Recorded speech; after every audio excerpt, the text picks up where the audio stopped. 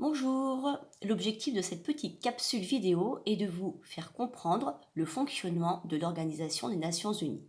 Rappelons-nous, l'ONU est née le 26 juin 1945 à la Charte de San Francisco. Les grands vainqueurs de la Seconde Guerre mondiale, notamment les États-Unis et l'URSS, ont en effet la volonté de créer une organisation de paix afin que plus jamais une guerre ne touche toute la planète, mais également pour développer la démocratie dans le monde, mais également aussi pour essayer de réduire les inégalités. Mais comment fonctionne aujourd'hui cette organisation des Nations Unies? Comme vous le montre cet organigramme, le centre décisionnel, c'est l'Assemblée générale. L'Assemblée générale se tient à New York, elle représente les 193 États membres. Je vous rappelle qu'au départ, il n'y a pas autant de pays, mais peu à peu, les pays sont entrés les uns après les autres dans cette Assemblée générale, qui aujourd'hui compte pratiquement la plupart des pays du monde. Cette Assemblée générale, donc, qui se réunit à New York, discute de tous les grands problèmes qu'il y a dans le monde, que ce soit aussi bien les problèmes de paix, les problèmes d'inégalité ou que les problèmes de la démocratie. Qui fait partie de cette Assemblée générale? Il se peut que de temps en temps ce soit les chefs d'État, mais ça peut être également des ministres qui vont être envoyés. Cette Assemblée générale donc, prend les grandes discussions, mais ce n'est pas cette Assemblée-là qui a le rôle le plus important concernant la paix. Concernant la paix, l'organisme qui est le plus important, c'est le Conseil de sécurité. Comme vous le voyez ici, ce Conseil de sécurité contient 15 membres. 5 membres permanents qui sont les grands vainqueurs de la Seconde Guerre mondiale, à savoir l'URSS, la Chine, la France, le Royaume-Uni et les États-Unis, et 10 autres membres non permanents qui sont élus. Quel est le rôle de ce Conseil de sécurité? Eh bien, lorsque ce Conseil de sécurité constate que dans un pays il y a une menace de guerre, eh bien, elle va prendre des résolutions. Des résolutions, ce sont des décisions qui vont vraiment être contraignantes. Soit le Conseil de sécurité décide d'envoyer l'armée de l'ONU, parce qu'il faut savoir que l'ONU a une armée qui s'appelle les casques bleus. Alors attention, cette armée-là, constituée des casques bleus, n'est pas une armée à but offensif, c'est pas une armée qui doit faire la guerre, mais qui est là pour protéger la population en temps de paix. Soit elle va prendre des sanctions économiques contre le pays qui menace la paix. Elle peut par exemple décider de boycotter l'achat des produits qui viennent de ce pays-là, ou au contraire de faire en sorte que ce pays ne puisse plus s'approvisionner. Qui sont les fameux casques bleus? Alors les casques bleus, je vous ai pris une photo assez récente. Ça, c'est une photo qui a été prise en fait au mois de mars 2020. Eh bien, ces casques bleus, ça peut être des soldats issus de différents pays de l'ONU. On les appelle les casques bleus parce que soit ils portent ici, vous voyez, un béret bleu, soit ils portent en fait un casque. Et leur rôle donc, est de protéger la population. Ici, par exemple, on les voit au Liban en train de distribuer des masques pour la population. Donc, si on résume tout ce qu'on a vu, l'Assemblée générale donc, va discuter des grands problèmes qu'il y a dans le monde et c'est donc le Conseil de sécurité, je répète, qui va donc décider si oui ou non on prend une sanction économique contre le pays pour essayer qu'il revienne sur sa décision de guerre, soit on envoie les casques bleus. Autre organe très important, plutôt autre personne très importante qui représente l'ONU dans le monde, c'est le secrétaire général. Le secrétaire général, c'est lui qui est là pour représenter l'ONU. C'est lui qui va intervenir dans le pays lorsqu'il y a un problème. Alors, jusque pendant très longtemps, ce secrétaire général a été Ban Ki-moon, mais aujourd'hui, ce secrétaire général est le portugais Antonio Guterres, qui est secrétaire général de l'ONU. Donc, c'est lui qui peut intervenir si, par exemple, il constate, je ne sais pas, qu'il y a eu un tsunami ou qu'il y a eu une tempête tropicale dans un pays, c'est lui qui va intervenir le premier pour essayer de voir ce que l'on peut prendre comme décision.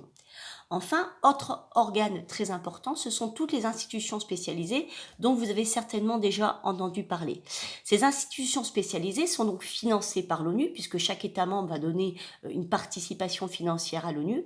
Et ce sont ces institutions spécialisées qui, elles, ne vont pas lutter contre la guerre, mais qui vont surtout essayer de lutter pour essayer de protéger la population et de réduire les inégalités. Parmi ces institutions spécialisées, on retiendra l'UNICEF, qui, elle, va essayer d'aider les enfants, tout simplement en essayant par exemple de construire des écoles.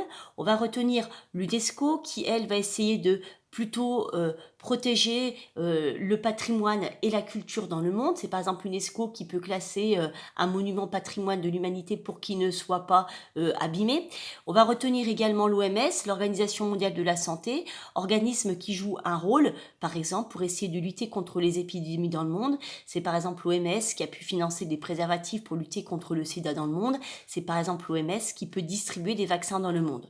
L'OMS, par exemple, en ce moment, avec l'épidémie du Covid-19, est là également pour donner des conseils au grand public, comme vous le voyez sur cette diapositive-là, celle qui va expliquer quels sont les gestes barrières qui sont à prendre. Si je reviens donc sur le fonctionnement de l'ONU, on a vu les principaux organes. Il y a d'autres organes qui sont par exemple importants, comme la Cour de justice internationale ou la Cour pénale internationale, qui peuvent juger également les grands coupables de guerre, comme ça a pu être après la guerre de Yougoslavie, mais ça on en reparlera plus tard.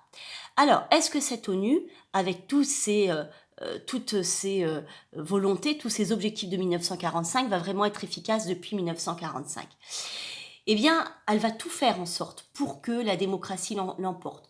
Par exemple, en 1948, il faut savoir que l'ONU a écrit un texte qu'on appelle la Déclaration universelle des droits de l'homme, qui ressemble un petit peu à la Déclaration des droits de l'homme et des citoyens qui a été écrite en 1789.